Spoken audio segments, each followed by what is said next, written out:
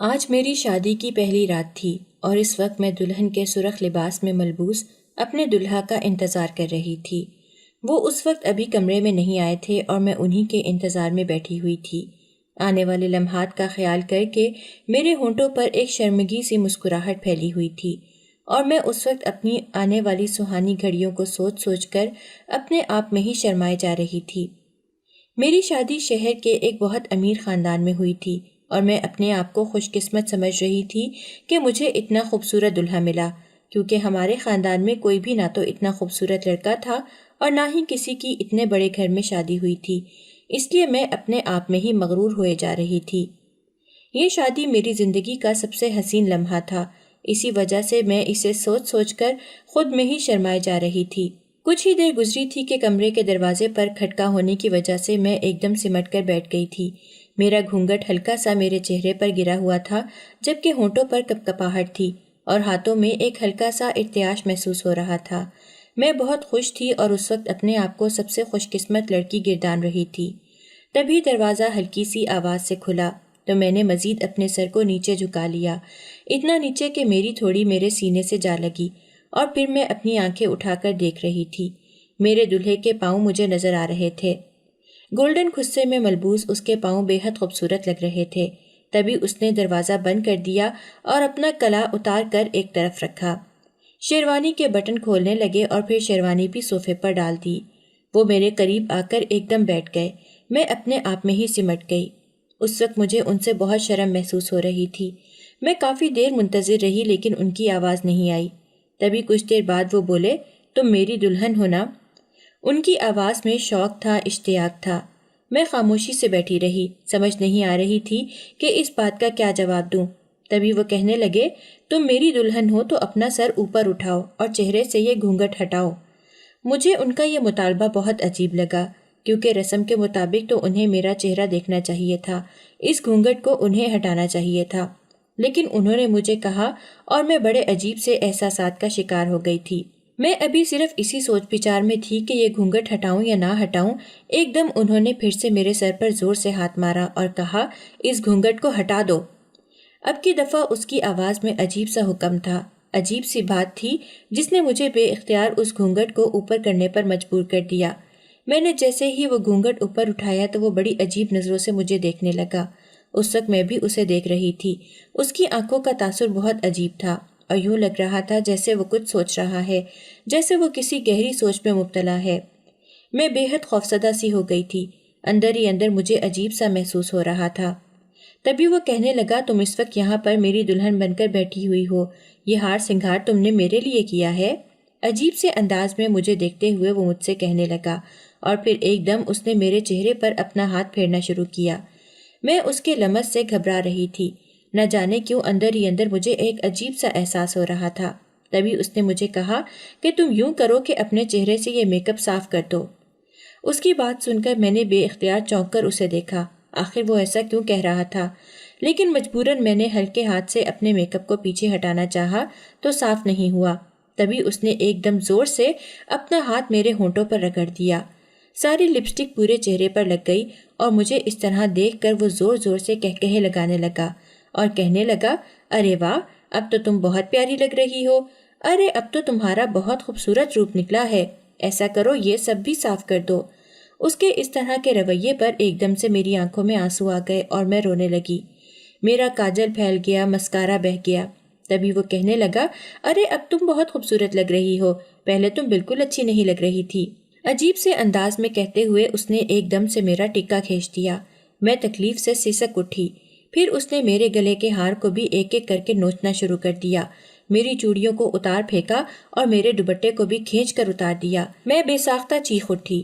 تبھی وہ کہنے لگا، ارے تم پریشان کیوں ہو رہی ہو، میں تمہیں خوبصورت بنا رہا ہوں اور تم اب رونے لگ گئی ہو، آخر یہ تم رو کس لیے رہی ہو؟ یہ کہتے ہوئے اس نے ایک دم سے میری آنکھوں سے آنسو صاف کرنے کے بہانے میرے چہرے کو زور سے رگڑ ڈالا۔ میں بے تحاشا پریشان ہو گئی تھی اور بڑے خوف کے عالم میں اس کی طرف دیکھ رہی تھی۔ مجھے یقین نہیں آ رہا تھا کہ یہ وہی شخص ہے جس کے ساتھ میری شادی ہوئی ہے، آخر اس کے ساتھ مسئلہ کیا ہے؟ مجھے اس وقت بہت ڈر لگ رہا تھا اور میں سمجھ نہیں پا رہی تھی کہ میں کیا کروں۔ تبھی اس نے ایک دم سے میرے چہرے پر ایک زوردار تھپڑ دے مارا۔ میں حیرت اور خوف کے عالم میں اس کی طرف دیکھنے لگی۔ نہ جانے یہ شخص میرے ساتھ ایسا کیوں کر رہا ہے، نہ جانے اس نے کس چیز کا بدلہ لیا ہے۔ میں اپنے گال پر ہاتھ رکھے خوف کے عالم میں اسے دیکھ رہی تھی، لیکن مجھے کچھ سمجھ نہیں آ رہی تھی، اور میری اس طرح کی حالت کو وہ بہت زیادہ انجوائے کر رہا تھا۔ اور تبھی ایک دم سے اس نے جیسے مجھے اپنی ٹھوکروں پر رکھ لیا، کبھی میرے چہرے پر مارتا، کبھی مجھے ٹانگیں مارتا۔ وہ ساری رات میری بے حد اذیت ناک تھی۔ میں چلا رہی تھی، چیخ رہی تھی، اس سے رحم کی بھیک مانگ رہی تھی، لیکن اس شخص کو مجھ پر بالکل رحم نہیں آیا، اور وہ ساری رات میری بے حد اذیت ناک تھی۔ اور جس رات کے بارے میں سوچ سوچ کر شرما رہی تھی اور اپنے آپ میں ہی سمٹے جا رہی تھی، وہ رات آئی اور ایک بے حد اذیت ناک تجربہ دے کر گزر گئی، اور میں اپنی قسمت کی اس ستم ظریفی پر بے حد حیرت اور پریشانی کا شکار تھی۔ میرا نام تانیہ ہے اور میرا تعلق ایک مڈل کلاس گھرانے سے ہے۔ میرے والد کا انتقال کافی عرصہ پہلے ہی ہو چکا تھا۔ گھر میں صرف میں، میرا بڑا بھائی اور میری امی ہی ہوتے ہیں۔ میرا بڑا بھائی ایک پرائیویٹ کمپنی میں نوکری کرتا تھا اور اس کی تنخواہ اچھی تھی۔ ہمارا گزارا اچھے سے ہو رہا تھا کیونکہ ہمارا گھر اپنا تھا، اسی وجہ سے ہم ایک مناسب زندگی گزار رہے تھے۔ تبھی اچانک اماں کو بھائی کی شادی کا خیال آیا۔ بھائی چونکہ مجھ سے بڑے تھے، یہی وجہ تھی کہ اماں نے سوچا کہ بھائی کی شادی پہلے کر دی جائے تاکہ گھر میں کچھ رونق کا احساس ہو۔ میں اس موقع پر بھی بہت پرجوش تھی۔ اپنے بھائی کے حوالے سے میں نے بہت سارے خواب دیکھے تھے اور میں اب ان سارے خواہشوں کو پورا کر رہی تھی۔ بھائی نے بھی اماں کی پسند پر سر جھکا دیا اور اماں نے جلد ہی ایک مناسب سی لڑکی دیکھ کر بھائی کی شادی کر دی۔ لیکن شادی کے کچھ عرصے کے بعد ہی اماں اور بھابھی میں اختلافات شروع ہو گئے۔ اماں کو بھابھی کی ہر بات پر اعتراض رہنے لگا۔ وہ کبھی بھابھی کے دیر سے اٹھنے پر اعتراض کرتی اور کبھی ان کے کام نہ کرنے پر غصہ ہونے لگتی۔ بھابھی شروع میں تو برداشت کرتی رہیں، لیکن پھر اکثر وہ بھی اماں کو جواب دے دیتی اور کہتی، اماں مجھ سے جتنا کام ہوتا ہے میں کر دیتی ہوں، آپ بار بار مجھے یہ بات نہ جتایا کریں۔ لیکن اماں ان کی ایک نہیں سنتی اور کہتی، ارے تیرے ماں باپ نے تجھے خالی ہاتھ بھیج دیا ہے، تیرے ساتھ تو جہیز کا بھی ٹنٹنا نہیں ہے، ورنہ میں تجھے برداشت کر لیتی، لیکن اب تو یوں چلتی پھرتی مجھے بالکل اچھی نہیں لگتی ہے، تو نے تو میرے گھر میں نحوست ڈال دی ہے۔ اماں اکثر بھابھی کو تانے دیتی اور انہیں بری طرح ڈپٹ دیتی۔ میں اماں کی طرف دیکھتی رہ جاتی کہ یہ میری وہی ماں ہے جو اتنی نرم دل اور سادہ مزاج کی ہوتی تھی۔ بھابھی کے آتے ہی نہ جانے اماں کو کیا ہو گیا تھا کہ وہ کسی کی بھی کوئی بات نہیں سنتی تھی، بلکہ بھابھی کو الٹا تانے دیتی تھی اور اپنی بھڑاس نکالنے کے لیے ان کے ساتھ بولتی رہتی۔ میں بھابھی کے سامنے تو اماں کو خود نہیں ٹوک سکتی تھی، کیونکہ آخر وہ میری بھابھی تھیں اور میں اپنی ماں کی کوئی بھی کمزوری ان کے ہاتھ میں نہیں دینا چاہتی تھی۔ لیکن اکثر بھابھی کے پیچھے میں اماں سے کہتی، اماں آخر آپ کو کیا ہو گیا ہے؟ آپ کس طرح کا رویہ رکھتی ہیں بھابھی کے ساتھ؟ آخر وہ کیوں آپ کی باتیں سنیں؟ آپ کیوں انہیں اس طرح کہتی ہیں؟ جبکہ اماں کہنے لگتی، تجھے نہیں پتا چھوٹی، یہ لڑکی بہت تیز، چالاک اور میسنی ہے، اب دیکھ تجھے بھی اپنے قابو میں کر لیا ہے اور تو بھی اسی کی زبان بول رہی ہے۔ اماں وہی غصے کے تیور مجھے دکھاتی تو میں ایک دم سٹ پٹا جاتی اور اماں سے کہتی، اماں ایسی کوئی بات نہیں ہے، میں بھابھی سے ہمدردی رکھتی ہوں، اور جب آپ انہیں اس طرح ڈپٹتی ہیں اور جہیز نہ ہونے کے تانے دیتی ہیں تو تب ان کا اترا ہوا چہرہ دیکھ کر مجھے ترس آ جاتا ہے۔ ویسے بھی آپ کو پہلے سے ہی پتا تھا کہ بھابھی کے ماں باپ کی حیثیت اتنی نہیں ہے کہ وہ جہیز دے سکیں۔ اگر آپ نے کسی ایسی لڑکی سے ہی شادی کرنی تھی جو ڈھیر سارا جہیز لے کر آتی تو پھر آپ پہلے سے ہی ایسی کوئی لڑکی دیکھتی، پھر آپ نے بھابھی کے ساتھ شادی کیوں کروائی؟ آخر کیوں آپ نے بھابھی کی بھی زندگی خراب کی؟ میں اماں سے اکثر اس بات پر الجھ پڑتی، لیکن اماں کہتی، تجھے نہیں معلوم، یہ معاملات ہمارے بڑوں کے طے کرنے کے ہوتے ہیں، جبکہ تیری بھابھی کے گھر والوں نے کہا بھی تھا کہ ہم اپنی بیٹی کو جہیز دیں گے۔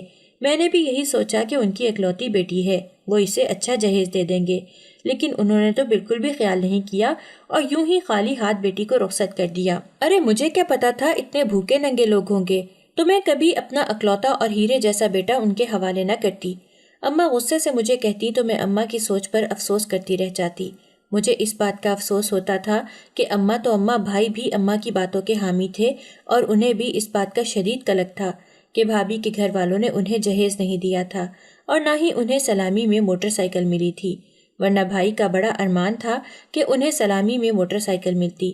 اسی وجہ سے بھابھی کی بہت ساری اچھائیوں کو نظر انداز کر کے بھائی صرف ان کی اسی بات پر فوکس رکھتے اور اکثر دونوں کے درمیان یہ بات اختلافات کا باعث بنتی۔ ایک دفعہ تو بھائی نے باقاعدہ بھابھی کو میکے بھیج دیا اور کہنے لگے تھے کہ اب تمہیں واپس آنے کی کوئی ضرورت نہیں ہے، وہیں رہو۔ بھابھی بیچاری بہت برے دل سے وہاں سے نکلی تھی۔ میں یہ سب کچھ دیکھ کر اپنے بھائی اور ماں کی ذہنیت پر صرف افسوس ہی کر سکتی تھی۔ میں انہیں کیا کہتی، میں جتنا انہیں سمجھا سکتی تھی سمجھا رہی تھی، لیکن انہوں نے میری بات کو سمجھنے کی کوشش ہی نہیں کی۔ تبھی ایک دن اچانک نہ جانے بھائی کے دل میں کیا خیال آیا، اور کچھ اماں کو بھی اس بات کا احساس ہوا کہ بھابھی نے کافی ذمہ داریاں اپنے سر پر لے رکھی تھیں، اور گھر کے کاموں کی وجہ سے اماں کی اب طبیعت خراب رہنے لگی تھی۔ کیونکہ میں اماں کا ہاتھ تو بٹھاتی تھی، لیکن میں ابھی اپنی پڑھائی میں مصروف رہتی تھی، اسی وجہ سے میں اس طرح اماں کے ساتھ کام نہیں کروا سکتی تھی جیسے بھابھی اماں کی مدد کرواتی تھی۔ اس لیے پھر اماں نے بھائی سے کہہ دیا کہ بہو کو لے آؤ، اس طرح کب تک ناراضگی رہے گی۔ اور بھائی بھی شاید اب بھابھی کی کمی محسوس کر رہے تھے، اسی لیے ایک دن چپکے سے جا کر بھابھی کو لے آئے۔ بھابھی جب گھر واپس آئیں تو ان کا چہرہ بہت چمک رہا تھا اور وہ بے حد خوش دکھائی دے رہی تھیں، جیسے انہیں اس بات کی خوشی تھی کہ اب وہ اپنے گھر لوٹ آئی ہیں۔ شاید انہیں اس بات کی امید تھی کہ اب حالات بدل گئے ہیں اور اب ان کی زندگی میں ویسی تلخیاں لوٹ کر نہیں آئیں گی جیسے پہلے تھیں۔ یہی وجہ تھی کہ بھابھی شروع کے دنوں میں کافی خوش تھیں، اور بھائی کا رویہ بھی ان کے ساتھ کافی بہتر تھا۔ وہ بھی ان کے ساتھ کافی اچھے طریقے سے رہ رہے تھے اور بات چیت کرتے تھے، لیکن کوئی نہیں جانتا تھا کہ حالات اب کیا رخ اختیار کرنے جا رہے ہیں، اور یہ تبدیلی کس بڑی مصیبت کی طرف اشارہ کر رہی ہے۔ اگر جو کسی کو خبر ہوتی تو شاید وہ حالات کو قابو میں کر لیتا اور وہ سب کچھ ہونے سے روک دیتا۔ کم از کم مجھے اگر پہلے سے حالات کی سنگینی کا اندازہ ہو جاتا تو میں کبھی بھی وہ نہ ہونے دیتی۔ ایک دن اسی طرح بھابھی کسی کے ساتھ فون پر بات کر رہی تھی جب اچانک امی نے ان کا فون اچک لیا اور کہنے لگی، اب تو یار رکھنے لگی ہے، میں نے کتنی دفعہ دلاور سے کہا ہے کہ تجھ پر نظر رکھے، لیکن دلاور میری بات نہیں سنتا، اور اب تجھے میں نے رنگے ہاتھوں پکڑا ہے، تو دیکھ آج تیرا میں کیا کرتی ہوں۔ شام کا وقت تھا۔ بھابھی کا رنگ ایک دم فک ہو گیا اور کہنے لگی، ارے امی آپ کو کوئی غلط فہمی ہوئی ہے، میری سہیلی ہے، میں اس سے بات کر رہی تھی۔ لیکن امی کہنے لگی، میں اچھی طرح جانتی ہوں تیری کون سی سہیلی ہے، تو کسی لڑکے کے ساتھ باتیں کر رہی تھی۔ میں نے جیسے ہی فون تھاما تو اس نے فون بند کر دیا۔ امی نے جب یہ کہا تو بھابھی کہنے لگی، امی میں اسے خدا حافظی کر رہی تھی کہ اتنی دیر میں آپ نے فون لے لیا، تو وہ تب تک فون بند کر چکی تھی، آپ بے شک دوبارہ اس نمبر پر کال کر لیں۔ لیکن امی نے ایک دم سے بھابھی کے چہرے پر زوردار تھپڑ دے مارا اور کہنے لگی، اب تو مجھے جھوٹا ثابت کر رہی ہے، میں نے اپنے کانوں سے سنا ہے تو کسی لڑکے سے بات کر رہی تھی۔ اتنی دیر میں بھائی بھی گھر آ چکے تھے اور معاملے کو سمجھنے کی کوشش کر رہے تھے۔ تبھی امی نے انہیں دیکھتے ہی رونا شروع کر دیا، کہنے لگی، ارے یہ دیکھ، بہو کو میں نے رنگے ہاتھوں پکڑا ہے، کسی لڑکے کے ساتھ نین مٹکا کر رہی تھی اور فون پر اس کے ساتھ عاشقی معشوقی کی باتیں کر رہی تھی۔ تو نہیں جانتا اس وقت میرے دل پر کیا گزر رہی ہے، میں سوچ بھی نہیں سکتی تھی کہ یہ لڑکی اتنی گھٹیا نکلے گی۔ امی نے بھائی کو دیکھتے ہی واویلا مچانا شروع کر دیا تو بھائی ایک دم سے غصے میں آگے بڑھا اور بھابھی کو مارنے لگا۔ بھابھی کی چیخیں سارے گھر میں بلند ہونے لگیں۔ میں نے کہا بھی بھائی ایسا کچھ نہیں ہے، بھابھی کو صفائی کا موقع تو دیں، لیکن بھائی نے میری ایک نہیں سنی اور کہنے لگے، تو پیچھے ہٹ جا چھوٹی، تجھے کسی بات کا نہیں پتا، آج تو میں اس عورت کو سبق چکھا کر ہی رہوں گا۔ جب سے کہ میری زندگی میں آئی ہے میری زندگی میں نحوست ڈال دی ہے، کوئی ایک بھی لمحہ ایسا نہیں گزرا ہے جو میں نے سکون سے گزارا ہو، اس عورت کی وجہ سے میری زندگی جہنم بن کر رہ گئی ہے۔ بھائی یہ کہتے ہوئے بھابھی کو کچن کی طرف لے گئے۔ بھابھی اپنے بچاؤ میں ان کی منتیں کر رہی تھیں، انہیں اللہ کے واسطے دے رہی تھیں، لیکن نہ جانے کیا ہوا، بھائی نے ان کی ایک نہیں سنی اور غصے نے بھائی کو اندھا کر دیا کہ انہوں نے کچن میں پڑا ہوا پیٹرول اٹھا کر بھابھی پر ڈالنا شروع کر دیا، اور تبھی ایک دم سے بھابھی نے بھی چیخنا شروع کر دیا اور اللہ کے واسطے دینے شروع کر دیے۔ میں یہ سب کچھ دیکھ رہی تھی، بھائی کو روکنے کی کوشش کر رہی تھی، لیکن بھائی نے میری ایک نہیں سنی اور بھابھی کو ماچس کی تیلی دکھا دی۔ پل بھر کی دیر لگی تھی اور بھابھی جو پیٹرول سے بھیگی پڑی تھی ایک دم سے آگ کے شعلوں میں جلنے لگی تھی۔ یہ منظر دیکھ کر میں اپنے حواسوں پر قابو نہیں رکھ پائی اور بے اختیار بے ہوش ہو کر گر گئی۔ جب تک مجھے ہوش آیا تب تک بھابھی اس دنیا سے گزر چکی تھی۔ اپنی ماں اور بھائی کے ستم پر مجھے یقین نہیں آ رہا تھا کہ وہ دونوں اس طرح کریں گے۔ اس وقت بھابھی کا جنازہ سامنے پڑا ہوا تھا اور میں فقط چہرے کے ساتھ جنازے کو دیکھ رہی تھی۔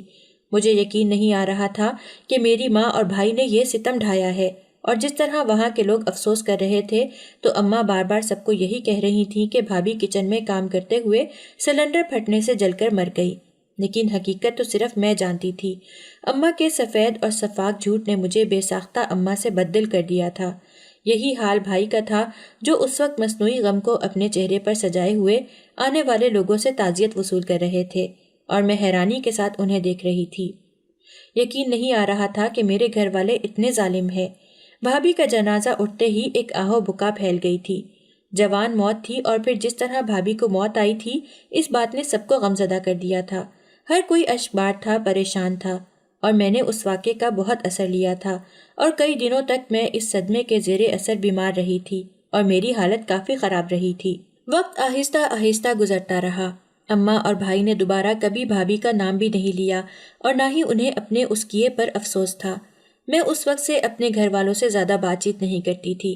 مجھے ان دونوں سے اتنی سفاکی اور بربریت کی امید نہیں تھی۔ اس بات نے مجھے ان سے دور کر دیا، لیکن میں کیا کرتی؟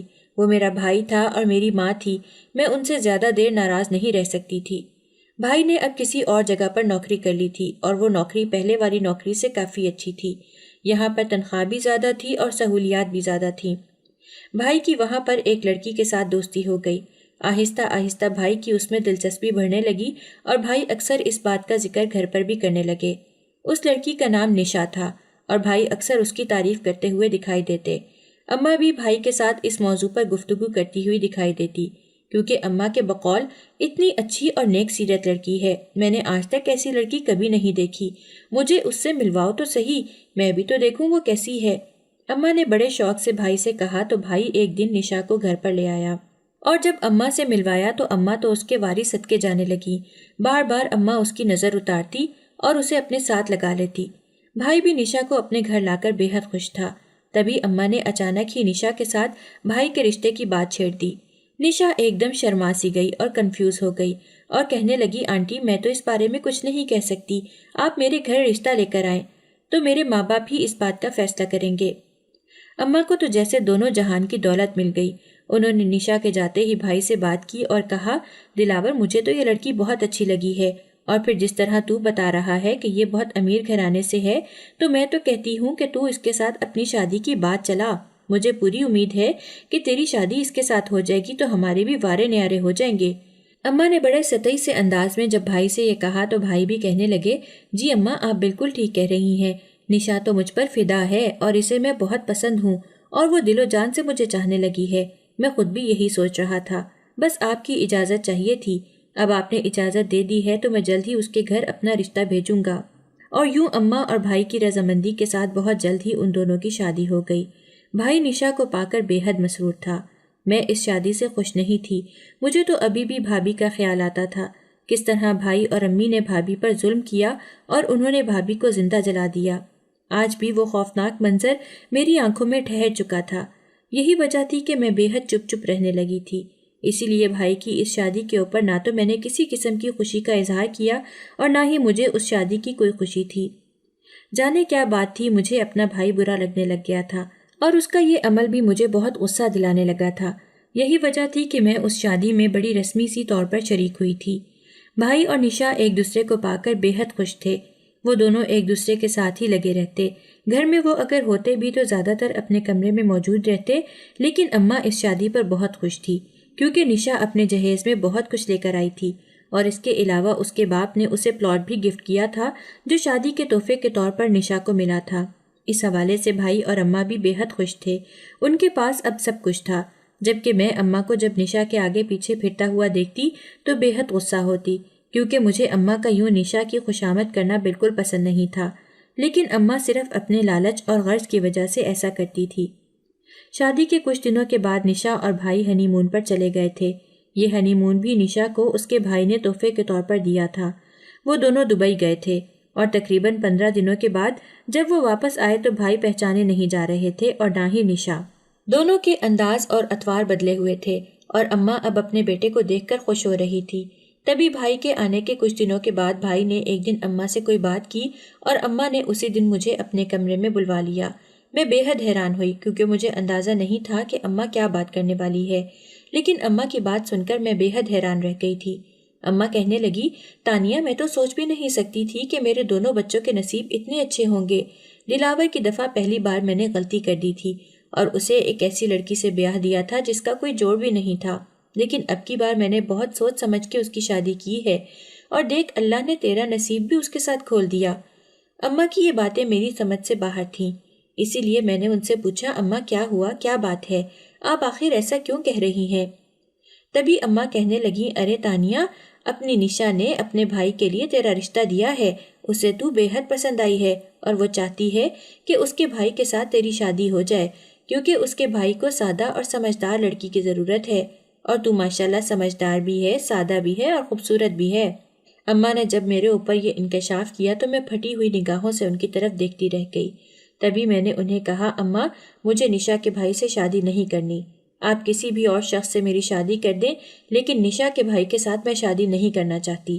میں نے اماں کو صاف صاف منع کر دیا، لیکن اماں کہنے لگیں، ایسا کچھ بھی نہیں ہوگا، میں یہ غلطی ہرگز نہیں کروں گی، تیری شادی ہوگی تو نشا کے بھائی کے ساتھ ہی ہوگی، ورنہ اور کسی کے ساتھ نہیں۔ اماں نے دو ٹوک انداز میں کہہ دیا تو میں بے بسی سے انہیں دیکھ کر رہ گئی۔ مجھے یقین نہیں آ رہا تھا کہ یہ میری ماں ہے جو میرے ساتھ اس طرح کی بات کر رہی ہے، اور اماں کا انداز ہمیشہ لالچ اور غرض کے ساتھ کیوں ہوتا تھا۔ میں بھی وہاں سے چپ چاپ اٹھائی اور پھر اگلے مراحل بڑی آسانی کے ساتھ طے ہوتے گئے۔ جب نشا کے بھائی کے ساتھ میری شادی ہوئی تب تک میں اپنے آپ کو ذہنی طور پر اس بات کے لیے تیار کر چکی تھی، کیونکہ میں جان گئی تھی کہ اب میرے انکار کی کوئی اہمیت نہیں ہے۔ اسی لیے میں چپ چاپ اس شادی کے لیے تیار ہو گئی تھی، اور آنے والے خوشکن لمحات کی وجہ سے میرے دل میں خود بخود ہی اچھے جذبات بیدار ہونے لگے تھے۔ لیکن میں نہیں جانتی تھی کہ آنے والے لمحات میرے لیے ایک بہت بڑی مصیبت لے کر آئیں گے۔ جب شادی کی پہلی رات ہی میرے دلہا نے مجھے مار پیٹ کر بے حال کر دیا تھا، میرے چہرے کے اوپر اپنی مار پیٹ کے نشان بنا ڈالے تھے، میرا چہرہ سوج چکا تھا اور اس کے علاوہ میرا سارا جسم درد کر رہا تھا۔ مجھے تبھی اندازہ ہو گیا تھا کہ میرے شوہر کے ساتھ ضرور کچھ نہ کچھ ایسا مسئلہ ہے جو اس کی ذہنی صلاحیتوں کے ساتھ جڑا ہوا ہے۔ میرا شوہر ایک نفسیاتی مریض تھا اور وہ بات بے بات مجھ پر ہاتھ اٹھانا اور مجھے اذیت دینا اپنا فرض سمجھتا تھا۔ میں اس حوالے سے بے حد پریشان تھی۔ اب مجھے سمجھ آئی تھی کہ آخر نشا نے کیوں اپنے بھائی کے لیے میرا رشتہ دیا تھا، کیوں وہ مجھ جیسی سادہ اور غریب گھرانے سے بھابھی لے کر آئی تھی۔ میں اس کا آسان ٹارگٹ تھی۔ میرا بھائی اور میری ماں اس نے اپنے قبضے میں کر لیے تھے، وہ اسی کے سنتے تھے، نشا کی بات کو ہی اہمیت دیتے تھے۔ اسی وجہ سے میرے انکار کو کسی خاطر میں نہیں لایا گیا اور میرا رشتہ طے کر دیا گیا تھا۔ میرا شوہر چھوٹی چھوٹی باتوں پر مجھے بڑی بڑی اذیت دیتا، بات بے بات مجھے ذہنی اور جسمانی طور پر ٹارچر کرتا، جس کی کوئی حد نہیں ہوتی تھی۔ میری ماں میری اس حالت سے باخبر تھی، انہیں مجھ پر گزرے ہوئے ہر ظلم کا پتہ تھا، لیکن وہ کچھ بھی نہیں کرنا چاہتی تھی۔ الٹا وہ مجھے ہی سمجھاتی اور کہتی کہ شروع میں لڑکے ذمہ داریوں سے گھبرا کر الٹی سیدھی حرکتیں کرتے ہیں، تم گھبراؤ مت، شوہر کو اپنے قبضے میں کرو، اپنی اداؤں کے جال میں پھنساؤ، اسے بند سنور کر دکھایا کرو اور ہمیشہ تیار ہو کر رہا کرو، جب وہ تمہاری طرف متوجہ ہوگا تو خود بخود تمہارا ہوتا جائے گا۔ لیکن میں اماں کو یہی کہتی کہ آخر وہ کیسے تبدیل ہوگا؟ جو بندہ ایک ذہنی مریض ہو، جس کے اندر اتنی نفسیاتی گرہیں ہوں، جو جسمانی تشدد کر کے خوش ہوتا ہو، وہ کس طرح تبدیل ہوگا؟ اسے مناسب علاج کی ضرورت ہے۔ لیکن اماں یہی کہتی کہ مردوں کو اس طرح کے حربے زیب دیتے ہیں، تم اسے پیار سے سمجھاؤ گی تو وہ آہستہ آہستہ ٹھیک ہو جائے گا۔ اب تم یہ دیکھو کہ تم کتنی خوش قسمت ہو، کتنے بڑے گھر میں رہ رہی ہو، کتنے عالی شان طریقے سے تم رہتی ہو، ملازم آگے پیچھے پھرتے ہیں، اتنا بڑا گھر اور دولت تمہیں ملی ہوئی ہے، پھر آخر تمہیں اور کیا چاہیے؟ اماں زج ہو کر کہتی تو میں ان کی شکل دیکھتی رہ جاتی۔ اماں کو اچھی طرح پتا تھا کہ میں ان چیزوں کی بھوکی نہیں ہوں اور نہ ہی مجھے ایسی کوئی چیز چاہیے، لیکن پھر بھی اماں مجھے یہی سمجھاتی تھی کہ جیسے میں کسی لالچ میں مبتلا ہو کر یہ سب کر رہی ہوں، لیکن میں جانتی تھی کہ میرے شوہر میں کوئی بہتری نہیں آئے گی۔ میں اب بے حد اداس رہتی تھی اور اپنی قسمت کی ستم ظریفی پر روتی رہتی تھی۔ ایک دن اسی طرح شام کے وقت جب میرا شوہر گھر پر آیا تو مجھے اس طرح آزردہ دیکھ کر کہنے لگا، کس کی یاد میں اس طرح بیٹھی ہوئی ہے؟ آخر وہ کون ہے جو تمہیں یاد آ رہا ہے؟ اپنے شوہر کی بات سن کر میں سناٹے میں آ گئی اور سنبھل کر اسے کہا، ایسی کوئی بات نہیں ہے، میں کسی کو یاد نہیں کر رہی، جبکہ میرے انکار کو اس نے اپنی ذلت سمجھا اور ایک دم میری طرف بڑھا۔ میں اپنے بچاؤ میں اپنے چہرے کے اوپر ہاتھ رکھ رہی تھی، تبھی اس نے مجھے بالوں سے پکڑ کر کھینچا اور کہنے لگا، ذلیل گھٹیا عورت، میں اچھی طرح جانتا ہوں کہ تم کیا کر رہی تھی، تو کسی کو یاد کر کے آنسو بہا رہی تھی، کون ہے تیرا یار، کس کے بارے میں سوچ سوچ کر اداس ہو رہی تھی؟ میرے شوہر نے ایک دم سے مجھے بالوں سے پکڑ کر کھینچا اور میرا سر زور سے دیوار پر دے مارا۔ میں چلانے لگی تھی، اس وقت میرا سر گھوم چکا تھا اور شدید ٹیسیں میرے دماغ میں اٹھ رہی تھیں۔ تبھی ایک دم سے میرے شوہر نے غصے سے مجھے پکڑا اور باورچی خانے کی طرف لے گیا۔ اس نے ایک دم سے میرے اوپر پیٹرول ڈالنا شروع کر دیا۔ میرے سامنے ایک دم وہ منظر گھوم گیا جب میرے بھائی اور ماں نے میری بھابھی کو زندہ جلا دیا تھا۔ میں چلانے لگی تھی اور چلاتے چلاتے ایک دم بے ہوش ہو کر گر پڑی تھی۔ جب مجھے ہوش آیا تو اس وقت میں ہسپتال میں پڑی ہوئی تھی۔ اپنے قریب موجود نرس کو دیکھ کر مجھے یوں لگا کہ جیسے میں اس دنیا سے کوچ کر چکی ہوں، لیکن جب اماں کو دیکھا تو انہیں دیکھ کر مجھے خود سکون کا احساس ہوا، اور وہ منظر مجھے یاد آ گیا جب وہ شخص میرے اوپر پیٹرول ڈال رہا تھا، تو پھر میں بے ہوش ہو کر گر پڑی تھی۔ اس کے بعد کیا ہوا مجھے کچھ خبر نہیں۔ اماں مجھے ہوش میں آتا دیکھ کر ایک دم میری طرف بڑھی اور پوچھنے لگی، اب میری بیٹی کی طبیعت کیسی ہے؟ اماں کے چہرے پر پریشانی اور تشویش تھی۔ میں نے آہستہ سے سر ہاں میں ہلا دیا۔ سچ بات تو یہ تھی کہ اس وقت میں جس اذیت سے گزر رہی تھی کسی کو بیان نہیں کر سکتی تھی، اور اماں کو تو بالکل بھی نہیں، کیونکہ وہ کبھی بھی میری بات نہیں سمجھتی تھی۔ یہی وجہ تھی کہ میں نے چپکے سے اپنی آنکھیں بند کر لیں۔ ہسپتال میں 2 دن گزارنے کے بعد میں اماں کے ساتھ گھر آ چکی تھی۔ تبھی میں نے ایک دن اماں سے پوچھا، اماں اس دن کیا ہوا تھا؟ میں تو بے ہوش ہو کر گر گئی تھی، پھر ہسپتال کیسے پہنچی؟ آخر میں بچ کیسے گئی؟ میں نے حیرانی سے اماں سے پوچھا تو اماں کی آنکھوں میں ایک دم آنسو آ گئے اور کہنے لگی، تانیہ میں تو اللہ کا لاکھ لاکھ دفعہ شکر ادا کرتی ہوں کہ اس وقت میں موقع پر پہنچ چکی تھی۔ میں تو اچانک تجھ سے ملنے آئی تھی، میرا دل تیری طرف سے پریشان تھا، اور وہاں پہنچ کر مجھے اندازہ ہوا کہ میرا دل صحیح پریشان تھا۔ اگر اس وقت میں وہاں موجود نہ ہوتی تو نہ جانے وہ شخص تیرے ساتھ کیا سلوک کرتا، تجھے زندہ جلا کر مار دیتا۔ میں اس وقت سے ایک لمحے کے لیے بھی پرسکون نہیں ہوئی۔ میری زندگی ایک مسلسل اذیت میں آ چکی ہے۔ میں سمجھ نہیں پا رہی کہ میں کس طرح اس اذیت سے چھٹکارا حاصل کروں۔ میں نے جو کچھ بھی کسی دوسرے کی بیٹی کے ساتھ کیا، وہی سب کچھ میری بیٹی کے ساتھ ہونے والا تھا۔ اس بات کا احساس ہی میرے اندر ایک عجیب سا شرمندگی کا احساس پیدا کر رہا ہے، اور میں یہ جان نہیں پا رہی کہ آخر میں تجھ سے معافی مانگوں، خدا سے یا پھر اس مری ہوئی معصوم بچی سے جس کا کوئی قصور نہ ہوتے ہوئے بھی میں نے اسے زندہ جلا دیا۔ اماں یہ کہتے ہوئے پھوٹ پھوٹ کر رونے لگی تھی۔ تبھی مجھے احساس ہوا کہ اماں اس وقت مکافات عمل سے گزر رہی ہیں۔ میں نے انہیں اسی طرح رونے دیا، کیونکہ میں چاہتی تھی کہ وہ ایک بار اپنے دل کی بھڑاس نکال لیں، اپنے دل کے بوجھ کو ہلکا کر لیں، کیونکہ یہ پچھتاوے کے آنسو تھے، شرمندگی کے آنسو تھے، اور جتنے زیادہ یہ بہہ جاتے اتنا ہی اچھا ہوتا۔ میں جب سے یہاں آئی تھی اس دن سے میں نے نشا کو یہاں نہیں دیکھا تھا۔ اماں نے نشا کو یہاں سے اس کے گھر بھیج دیا تھا، کیونکہ نشا نے جانتے بوجھتے مجھے ایک اندھے کنویں میں دھکا دے دیا تھا، جس کی وجہ سے میری زندگی داؤ پر لگ چکی تھی۔